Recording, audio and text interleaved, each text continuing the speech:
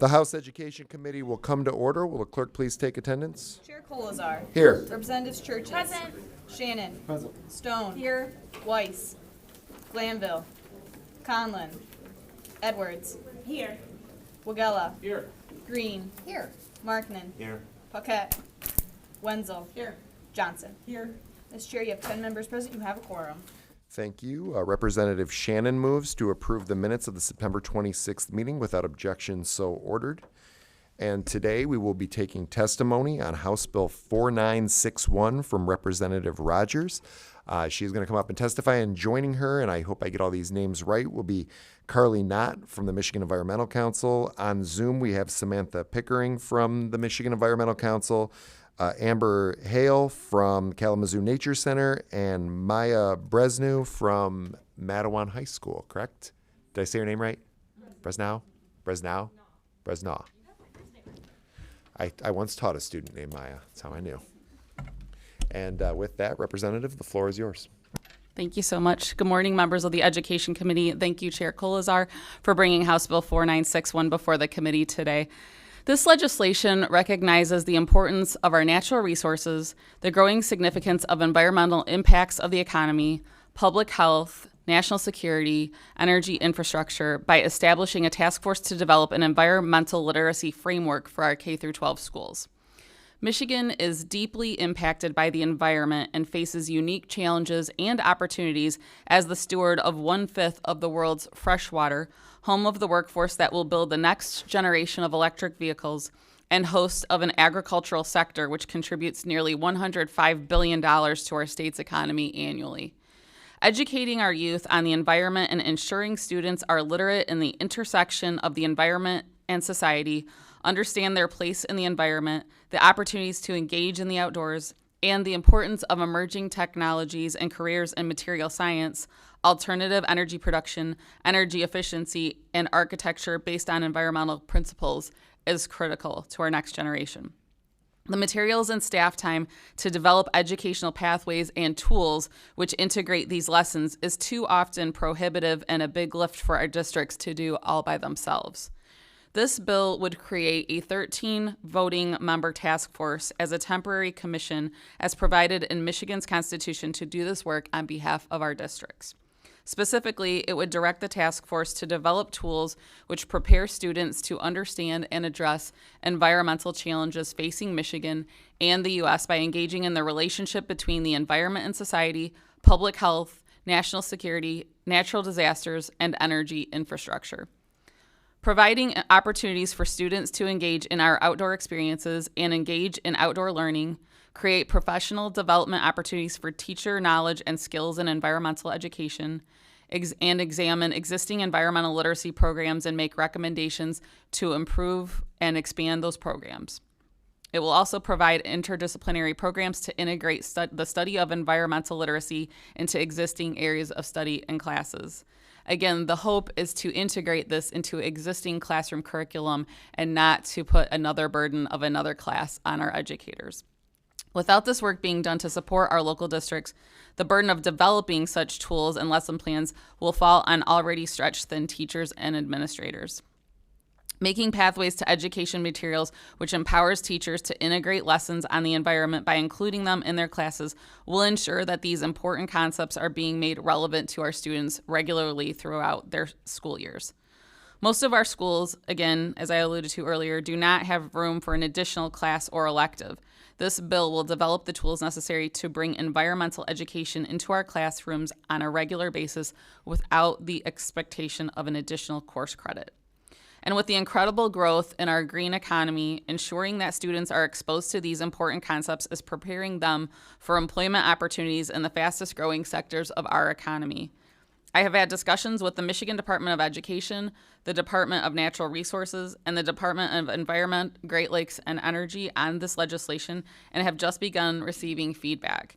We have already begun work to incorporate a number of the suggestions, and I am open to your further suggestions as well. We are also working on adding a non-voting advisory seat for a high school student to incorporate student input into the development of these lessons. We are also considering additional individuals to the task force and are open to changes to those participating. As a practicing physical therapist and chair of the House Health Policy Committee, I am frequently confronted by the results of the lack of equity and its impact on public health. We want to make sure that this task force is also looking at historically environmentally impacted communities and that environmental justice communities are given attention. While particular provisions of the bill are being reviewed by departments, I believe we are all on the same page that this work needs to be done and that improving environmental literacy is necessary for our students. I am hopeful that working together, we will create a task force which gives the decision about what should be included in these lessons to subject matter experts and educators so that we can empower teachers to bring lessons on the environment into their own classrooms where and when they feel it is most appropriate. Following me today, we have Michigan Environmental Council to give further insight into why education in the environment is so important. And I am thrilled to have Amber Hale, an educator from Kalamazoo County from the Nature Center in our area, who has been working in the environmental education space for years, who can speak to her experience of inspiring students to engage in this type of learning. And we also have a student, Maya Bresnaw, a senior at Mattawan High School, my alma mater, to share why environmental education is so important. Thank you for your consideration. Thank you. Hello. Good morning, Chair Colazar and the House Education Committee. My name is Carly Knott. I'm the Energy and Climate Policy Coordinator with Michigan Environmental Council. And then I'm also joined today by my coworker, Samantha Pickering. She is on Zoom, and she's going to get us started with our testimony today.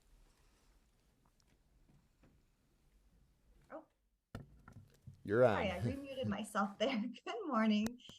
Good morning, Chair Colazar and other members of the House Committee. My name is Samantha Pickering. I am the Public and Environmental Health Policy Coordinator at Michigan Environmental Council. And we appreciate the opportunity today to testify on behalf of House Bill 4961.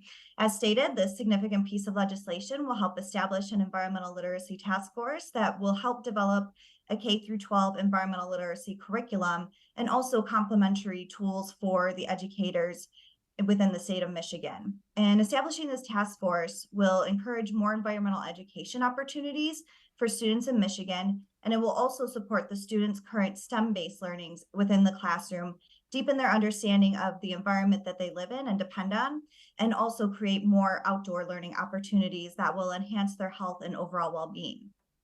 Prior to my current position at MEC, I worked as an environmental educator at both a local and international level. And through this work, I realized that there is a significant appetite for environmental literacy within the public schools between the students and the educators that work there. And as an interdisciplinary field, environmental education provides opportunities for students to be curious, explore the interconnectedness between the ecological, economic, social, cultural, and political elements that exist between humans and the environment. And it also helps build on critical thinking skills and the concepts learned inside the classroom by applying those concepts to real-world situations. And by investigating complex environmental issues, educators are able to foster space for students to think outside of the box and get creative and engage with one another on a deeper level. Environmental education also supports the development of an inherent connection to the environment within their formative years. So when you respect and care for something, you tend to protect it more and speak up for it and foster its health and well-being as well as your own. And this is especially important in our environmental justice communities where green space is often lacking for students, and they're ultimately left with a nature deficit when compared to other communities. So when we use a place-based learning modality with environmental education, it also helps create that sense of pride and future community leaders.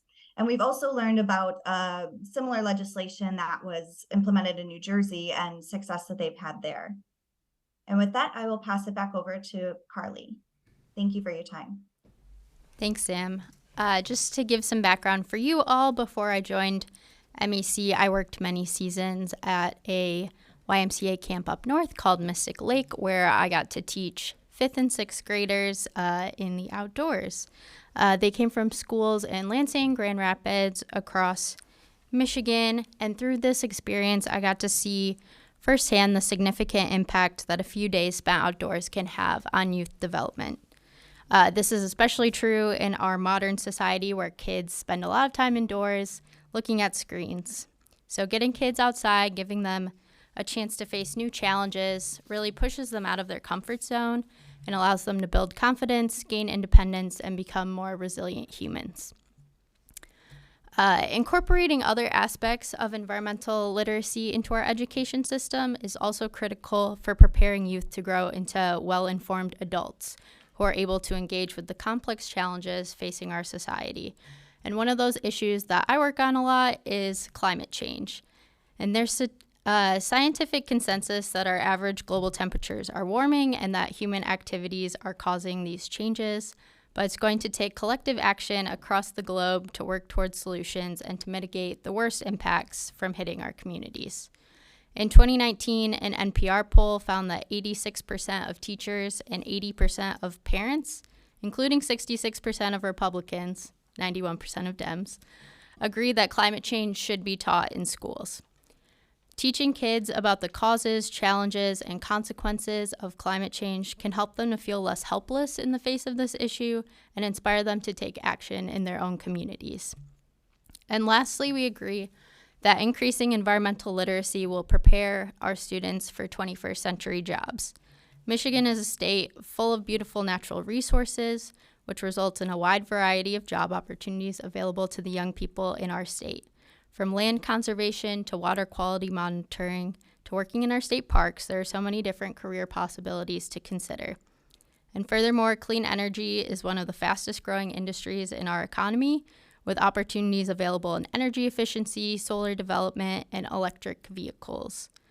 A recent report from Clean Jobs Midwest shows that Michigan added 5,400 new jobs last year, which gives us a total of 123,983 Michiganders who currently work in the clean energy sector, which makes us the leader in the Midwest for clean energy jobs. Michigan is projected to create 167,000 additional clean energy jobs over the next decade. So providing further environmental education in our schools will be essential to preparing the next generation of our workforce with the background, knowledge, and skills needed to be successful in this emerging industry.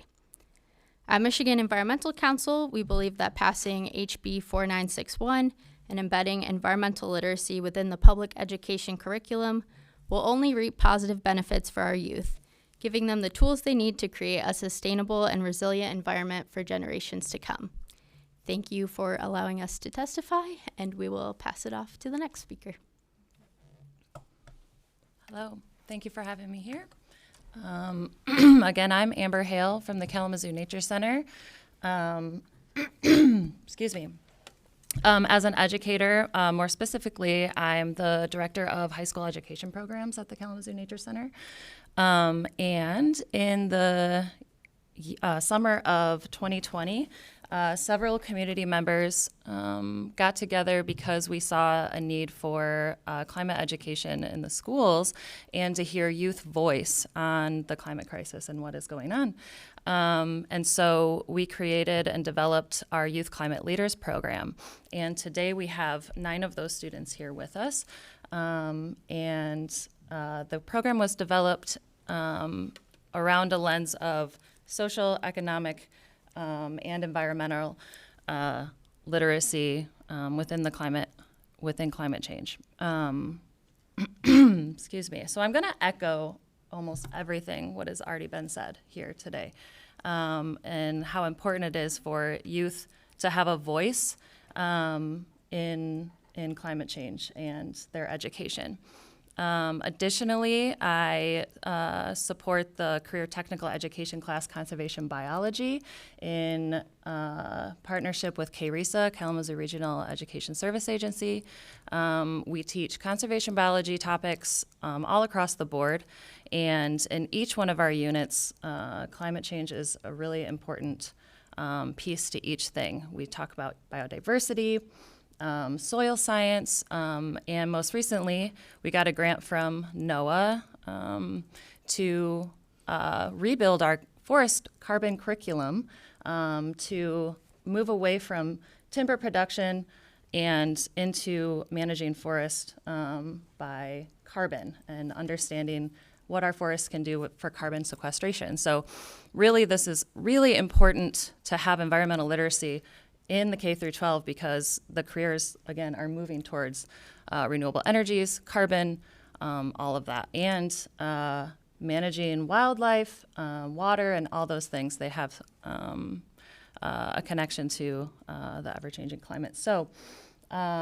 additionally, at the Kalamazoo Nature Center, we foster connection with nature. That's really important, not only on human health, but also connecting students to nature fosters that drive to be stewards of our land and want to move into those careers. So thank you for having me here, and I support House Bill number 4961.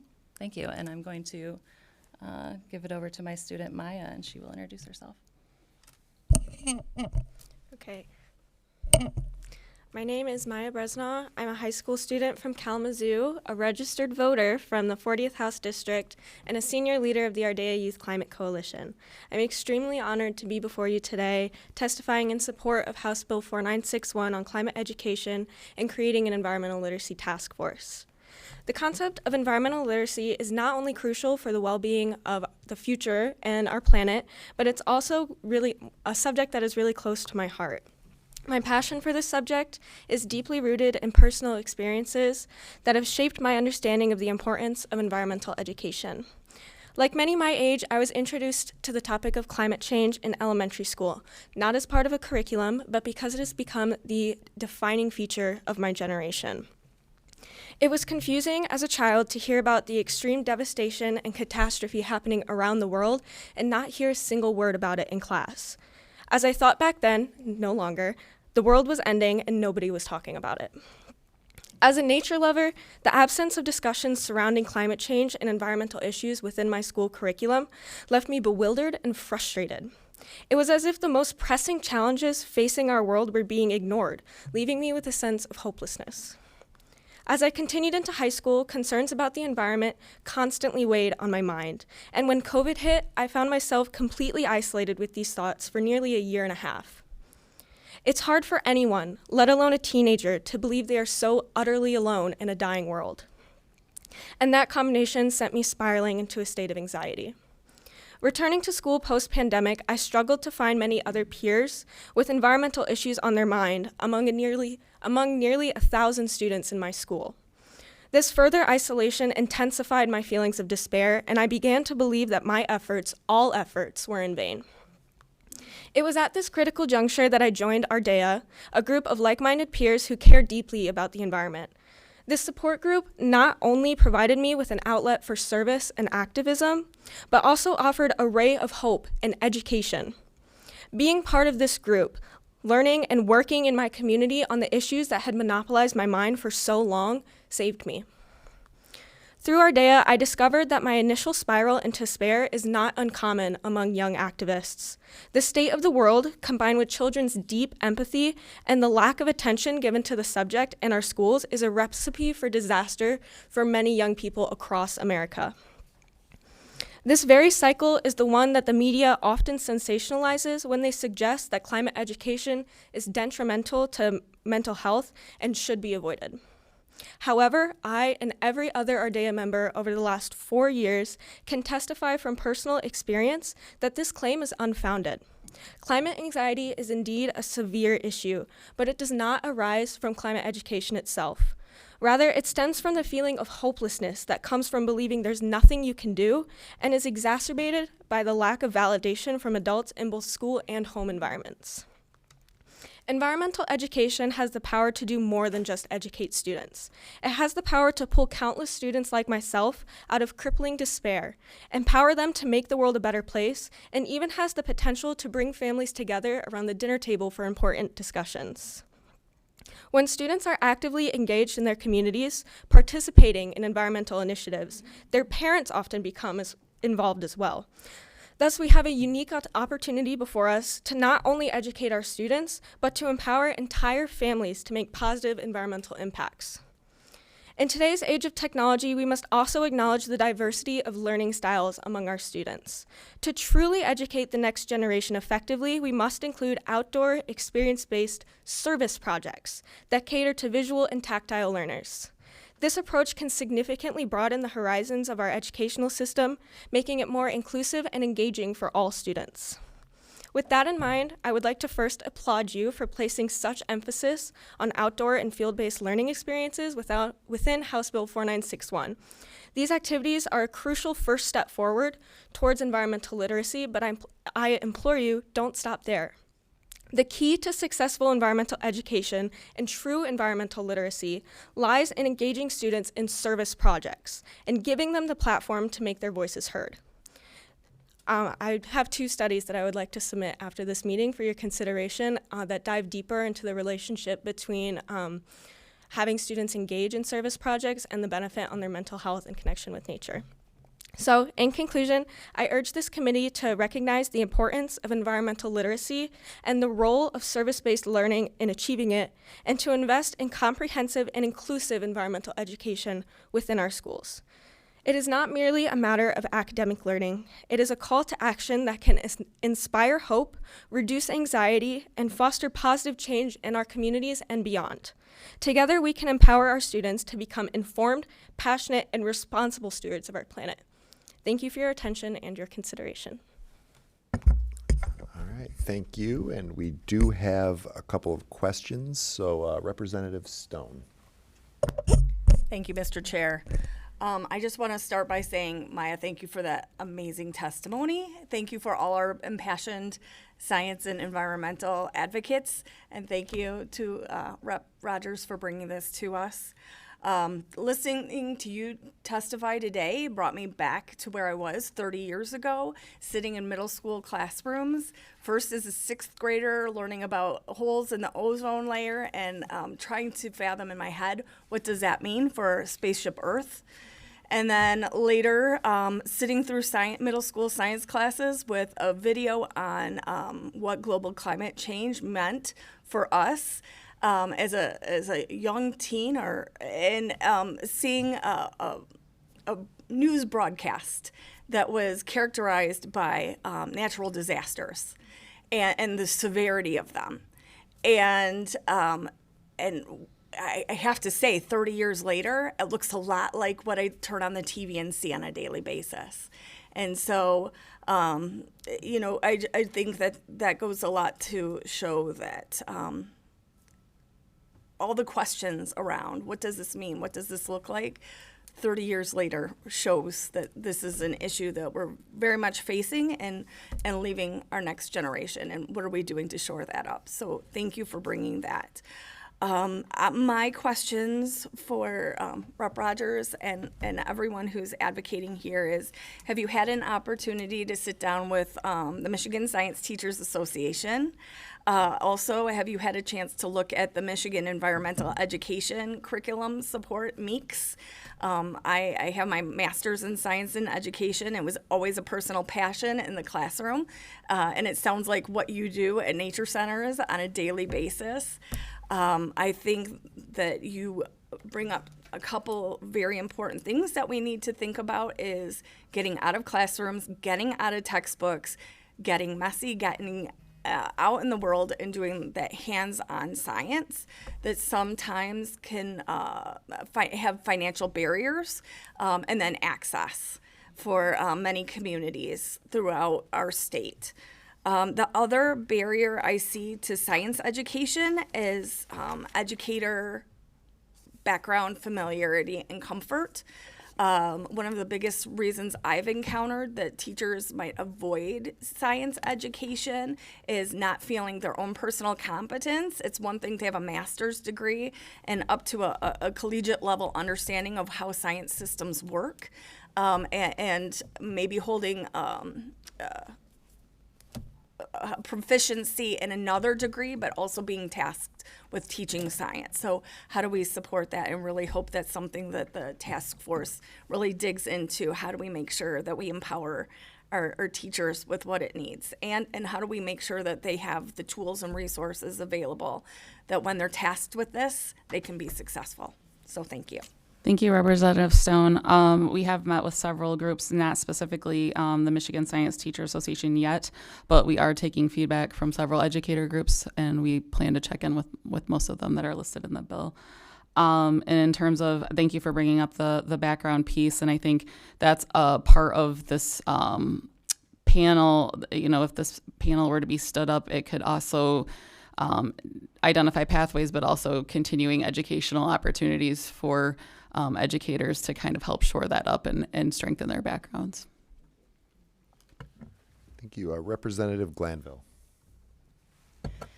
Thank you, Mr. Chair, and thank you all for being here today. I always love to hear from students. I used to teach high school, so I love when I get high school students into these settings, and you get to demonstrate to folks who maybe underestimate you just where we are. I had the opportunity to work with, as a teacher who does not have a master's degree in science, I had the opportunity to work in a program a few years ago called Teachers in Industry, and we were doing a whole design thinking training program, and a few of the teachers that I worked with were science teachers, where the kids were doing that exact kind of problem solving and really diving into environmental issues. I know I hear the truth of what you're saying. It's Maya, right? Yeah, Maya. About the climate anxiety and how it's really interesting how this is impacting even our democratic process, because young voters are feeling alienated because we are not paying attention to the issues that to them are greatly not only impacting their day-to-day life, but what is the world going to look like, when they're 5-10 years, down the road. And we've seen it all ourselves in our schools having to close for heat days, not just snow days anymore, or increasingly fewer snow days and more heat days and things like that. And those are no longer anomalies. And like I said, for our kiddos to be living through that and to wonder what's going on, we really do need to take this up. So I appreciate your honesty and your willingness to come forward today. So thank you for that. A couple of questions that I have, and I'm probably getting a little too far down the road on this, but I would envision in order to implement this type of learning and this type of programming, again, it becomes a much broader aspect. We tend to silo our courses so that, science is science and that sort of thing. So I'm thinking about what that might look like, but again, that's kind of down the road. But along those lines, I'm just wondering in the, and I know it's part of the task force to analyze the different curriculum that's already available, including next-gen science standards and things like that, and understanding that this is what the Michigan Merit curriculum is based on and all of that. I'm just wondering, how does this align with current science standards? And again, that'll probably come out in the committee. But then also, would this type of, do you see this as a social studies topic or a science topic? Or do we have social studies voices on the committee? Is there an opportunity to expand who's giving input to the process so that we're including a broader range of educators in the process? Sure. Thank you, Representative Glanville, for the observations and questions. As I said earlier, I am most definitely open to input for the combination of who is represented on the task force. And it is my vision that this would be woven in throughout not only science, but as you mentioned, government, math, science. There's several entry points, and I would not want to claim a one subject matter, because I think it should be woven in throughout. Thank you. I appreciate that. And one other quick follow-up question. I noticed that it is that this committee is being held to the Open Meetings Act, and at this point, we do not. Zoom is not considered. Can we do Zoom? Okay. I would just like to suggest that these meetings be allowed to be conducted via Zoom or some other platform, because it would be difficult, I think, to pull all of these folks together into a room, especially if we're going to try to include student voices. Thank you. I'm open to that feedback as well. Thank you. Representative Wagella. Hi. First off, thank you for coming here today. Maya, I am a representative who has the potentiality to do something about climate change, and I have major anxiety about it, so you're not alone. I think this is important because, 97% of scientists agree that climate change is being caused by humans. It's real, it's happening, it needs to be taught in the classroom. That shouldn't be up for debate. It should be something that students can talk about and should know about. And maybe Lansing should get some education too. But what I will suggest is potentially an amendment to ensure that 50% of the people on the committee are educators or students. My experience as a teacher has been that professional development has pushed all the time. Sometimes not crafted by the people who have to teach it. So that's the only suggestion that I have, is making sure that we make sure that the people who are creating curriculum are the ones who are going to institute it or benefit from it. Other than that, I think it's some really awesome work. So thank you to the bill sponsor. Representative Johnson. Thank you. First off, I'm very concerned that our young people have such anxiety about politically biased information. And I need to tell you that because there are many views on these kinds of topics. Do not accept one and go nuts with the hype and the disturbing information that may not even be true. There are many scientific researchers that debunk everything that you're talking about. And you need to have a chance to have a real life full of joy and prosperity. And I love your heart that you want to do student service projects. That is an antidote to anxiety and depression, suicide. Your fellow man needs you. You have the elderly around you who are lonely. Some are dying of loneliness. There is so much you guys can do to make this a better place, full of joy. Your creativity, we need it. We need your creative solutions on every front. I would encourage you to do that. I want to ask you, what is the term, I'm not familiar with this term, environmental justice community? What does that mean? And maybe Rep. Rogers, since you used that term, you could help enlighten me. Sure. So we have areas in our state that have had a historic amount of environmental impact, disproportionately often through industry. My own community of Kalamazoo has had some air quality issues that have been widely publicized in the news. So it's looking at, and it's a pretty well-defined term. I think even the Environmental Protection Agency now uses it. It's been established for at least 5 years. But it's communities that have had a disproportionately high environmental impact. That could be air, that could be water, it could be a variety, soils. You're welcome. Is there anyone else that wanted to respond? Make sure everyone has an opportunity if need be. We'll add you on the list. Okay, if no one else testifying wants to respond, Representative Green. Thank you. And I actually concur with Representative Johnson. I remember in the 80s that there was a hole in our ozone layer, and it freaked me out. But here we are in 2023, and we still have our oxygen, which, so I guess I just want to encourage you that, yes, we need to protect our earth, but please find the joy in things. Okay, I have a couple questions on the task force. Are there any legislators on it?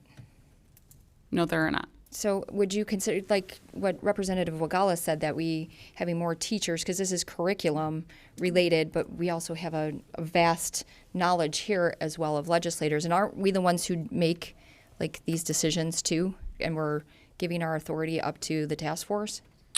I would say that I myself am not an educator, and we happen to be blessed right now at this moment in time with a plethora of legislator educators, but that has not always been the case historically. So there may be terms where there are not legislator educators, and I would hate to Representative Wegela's point about I think that this should be heavy with educators, and probably some of these need to be swapped out with additional educators. But I would rather have it be education driven and environmental experts driven, rather than have legislators, which I view it as more political with legislators. Okay, fair. Don't the current local districts have the authority to incorporate this into their curriculum now? They do. It is giving supports and providing pathways more specifically. So there are some As was referenced by the Nature Center representative, there are some schools and some educational institutions doing this, but it's certainly not the majority across the state. Because I guess my fear would we potentially be usurping what they already have going on? If they have, because I went to camp as a kid. We went to the Nature Center, and this was, a long time ago. And I see that still happening today. So I would hate that we would force something on them that they're already doing, already is going on, like works for their local community. Sure. So I am a very big supporter of local control. Nothing in this bill usurps local control. It's providing a framework and a map, but if a local district did not want to adopt these recommendations, they could go in a different direction. Okay, so there would be no mandates then attached to this at all? Correct. Okay, thank you. You're welcome.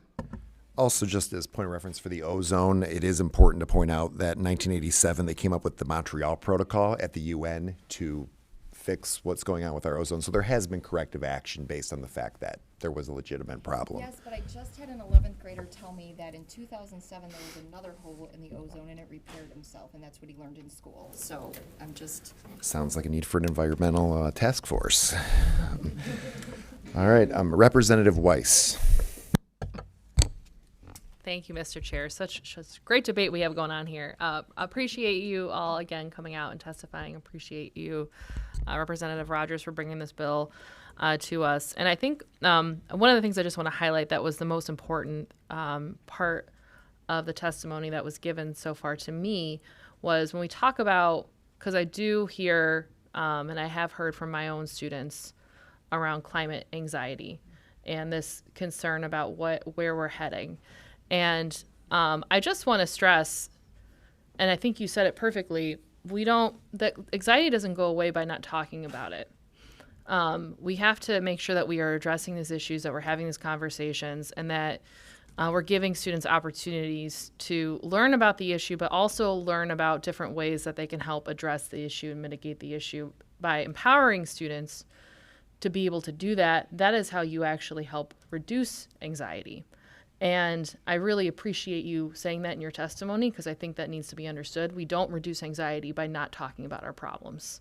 We reduce anxiety by addressing issues and actually working towards solutions. I think my question was kind of already addressed because I had a question about the mandate, but I did have one other technical question on this, as I understand that this is merely a task force to kind of provide best practices recommendations.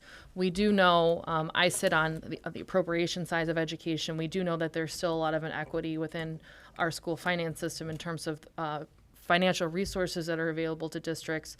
Is part of the recommendations, do you envision being around how to be able to afford to finance some of these recommendations? Because obviously if you're doing something like an outdoor camping trip or something like that, that sounds great, but there's a large cost associated to that. And not all districts have the same resources to be able to provide experiences like that for their students. Sure. Thank you for the question, Rep. Weiss. So House Fiscal did do an analysis that you should have received. It's recommended that one FTE with an MDE, which represents about $150,000, would be alongside this. So I've started conversations about that type of funding, and I would think that would be a minimum. Thank you. Representative Churches. Thank you. Thank you for your testimony today and for bringing this information forth. I also have my master's in science and education, and I had the pleasure of taking students to fifth grade camp every single year. I taught fifth grade for 10 years, and I've gone to Howell Nature Center and Camp Machindo, and those experiences stayed with students their entire lives. I have students who are now in college who still, I see them in Target, and they talk about how much fun they had at camp. And not only is it an educational experience, it's a collaborative experience of teaching kids how to work with each other outside of an artificial environment of a classroom, of you're with all the same aged peers and you're sitting in straight rows. This is multi-age level. You're working with counselors, you're working in environments that are sometimes really hard, like I've zip line with my students or climb the rock wall, and we'll talk about weather and the impacts on different species in the environment. And I kind of want to just make sure that we are, I think all of this is great. I like that it's optional so it can meet the needs of districts.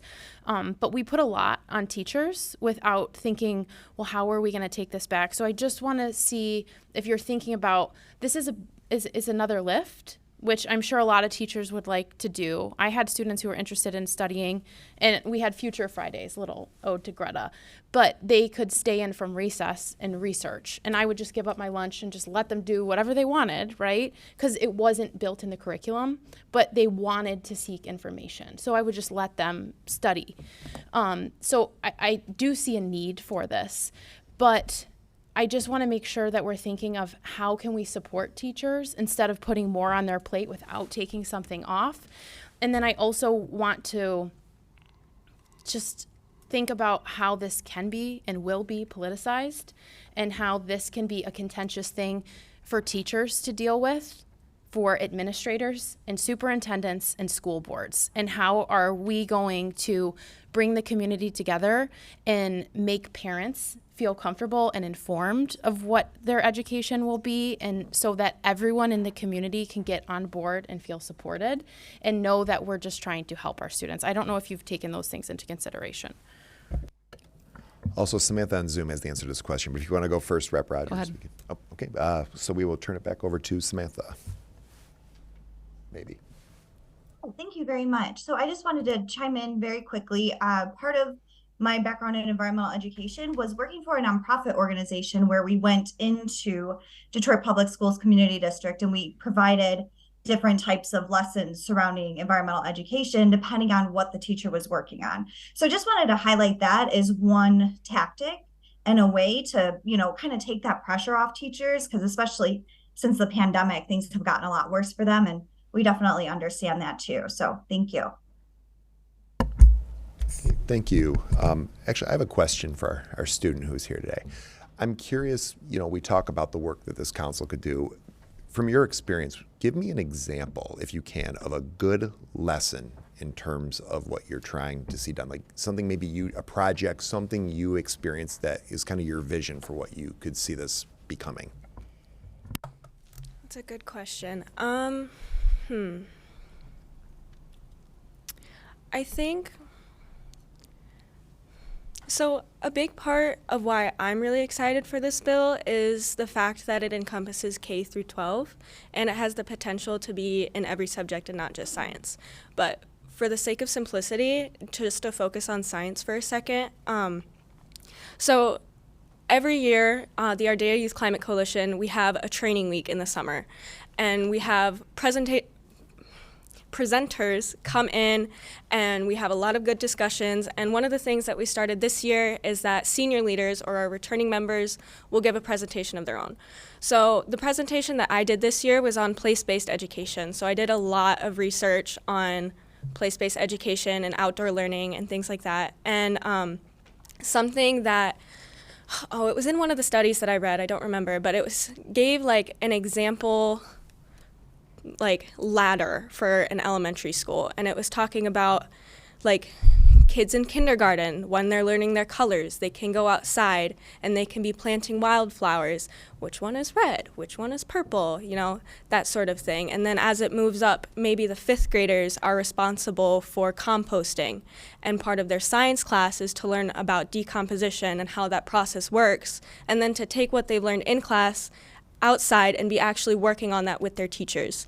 And as an extension of that, so I took AP Environmental Science in my sophomore year, and it was one of my favorite classes. But there was a lack there still. It was an environmental science class, but we really only talked about climate change and those kinds of issues in 2 lessons. So for me, sitting through that class, it was great to be able to hear everything going on. I remember specifically we had a lecture about agricultural practices and how they're destroying our farming lands. And I was like, oh my gosh, that's not okay. And then I just had to come back the next day with that in my head, and that's where the whole climate anxiety thing comes from. So in my head, when I think about the outdoor learning and potentially service-based projects, I'm thinking of still having in-class lectures, maybe labs like traditional schooling, but as a supplement to that, in addition to learning about why our current agricultural practices could use improvement, maybe students get to go to a local farm, do soil testing, and then compare the farmland that they saw that is damaged to a regenerative agriculture farm and how that can be improved. And then I think a vital step that will be added to that is the teacher providing students with places they can go to continue to act on that. So in our area specifically, like letting kids know that our nature center has a farm that they can go work on and be directly involved in that kind of work. So that's what I'm talking about with service learning, like really closing the loop between students learning and getting involved in the actions that will ease their anxiety. Awesome. Thank you. Representative Markkinen. Thank you, Mr. Chair. Thank you all for coming today. It's as a former teacher, it's really great to see students testifying and hear your passion. I represent the Keweenaw Peninsula, and I'm inviting all of you up for Winter Carnival the first weekend in February when we're approaching 300 inches of snow. And hopefully that will help your anxiety because it's a great experience.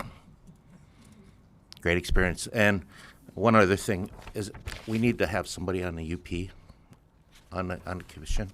That, you know, there's 300,000 people there and couple ISDs that would love to participate. So thank you very much. Thank you. Representative Stone. Thank you, Mr. Chair. And I think to your question, Mr. Chair, I think testifying before the Education Committee is a pretty solid final culmination of a project-based learning where you take what you've learned and then you use it to change something. So I hope you go back. I hope you get an extra credit A+ for taking what you learned and brought it and hopefully affecting change into the future. I just want to remind my colleagues that science is about problem solving. And if we just put our heads in the sand, every time there was a difficult problem to solve, nothing would get better. And fear can also be a motivation. So let's not run away from fear. Let's look at areas where we have some concerns and anxieties and let them motivate us. There's a reason we don't use aerosolized Aquanet anymore, and that was because of the ozone. And it goes to show that when we change our behaviors, we can improve outcomes. So thank you again. Thank you. And also, I taught AP Government before this. The AP Government teacher in me is like, this is so awesome. So with that, Representative Glanville. Thank you. I just want to follow up on Maya's example of learning as well, because again, not a certified teacher in science, but I am a MSU Extension certified master gardener, and I had the opportunity to partner with a teacher friend who is a science person, and worked with her in a community garden at her school. And so the learning that came out of that. You know, they were able to take what they grew in the community garden, and to your point, the kindergartners had, you know, their tasks, and as it went on up, and then the kids got to eat those treats, you know, at lunch, or they had, you know, they started putting together cooking classes so parents and families could come together and use the food that was being grown in the garden. They learned about composting.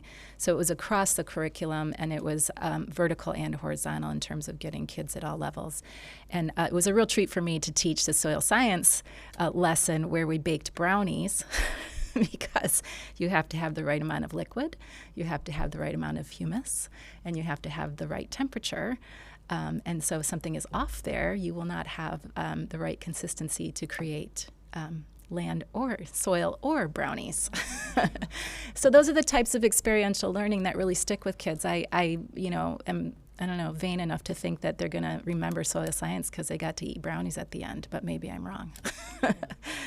At any rate, my question here, because I do have one, is there a timeline for this? Because I feel like when we talk about the urgency and things like that, how long do you envision? I mean, when are we going to get a report from the committee? And maybe that's something that, again, that comes out of an actual committee. But I'm wondering if there's, you talked about an appropriation of 1 year. Is this a program you envision, is a 3-year plus or something like that? Just curious what the initial timeline might be there. Thank you for the question. So in the bill, it says the members first appointed would be designated within 30 days after the effective date of the amendatory act. And what I envision is that this would be ongoing for about a year, and then they'd have the recommendations come forward, and then reevaluate and see what the task force does. I would not think that this needs to be going on forever and ever, but I would imagine that as science and technology evolves, that it may need to be revisited by a future, and be re-stood up at some future point. Do we need to put some kind of goal date in the bill just to ensure that the work gets done? We could. Thank you for the suggestion. Thank you. Okay, seeing no further questions, I want to thank you all for coming in today, and we do have some cards to read in. Wishing to already spoke and supporting the bill, Carly Knott and Samantha Pickering from Michigan Environmental Council. Not wishing to speak, supporting the bill, Natalie, I hope I get this right, Jacob from Green Living Science. Not wishing to speak, supporting the bill, Tim Minotis, Sierra Club. Not wishing to speak, supporting the bill, Nicole Fisher, Michigan Recreation and Parks Association. Not wishing to speak, supporting the bill, Neil D'Souza. Oh, sorry, that's a different bill. We're just going to pretend I didn't say that. There's other cards. Oh, those, okay, actually, nope, those were all the cards. So, again, I want to thank you all for coming in, and we are going to go at ease for just a few short minutes.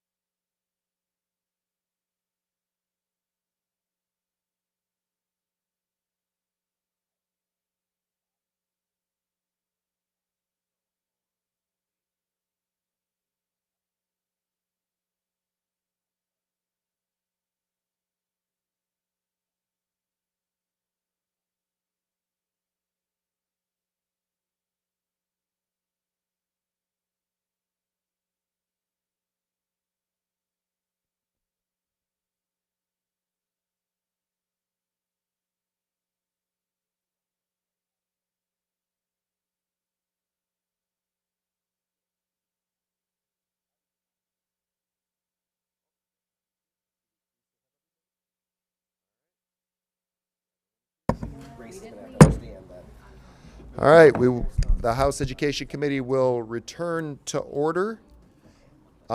Next on our agenda is House Bill 5021, which we took testimony on last week, and I do have some cards to read in.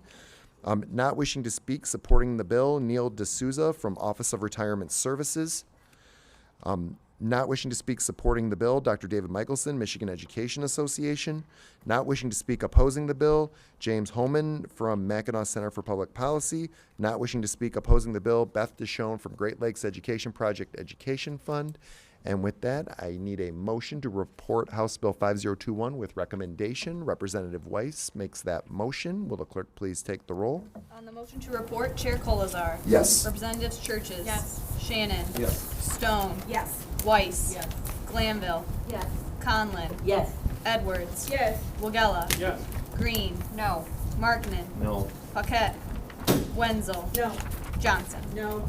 Mr. Chair, you have 9 yeas, 4 nays, 0 pass. House Bill 5021 is reported for recommendation. Thank you. And Representative Markkinen makes a motion to excuse absent members without objection, so ordered. And there being no further business before the committee will stand adjourned. Thank you.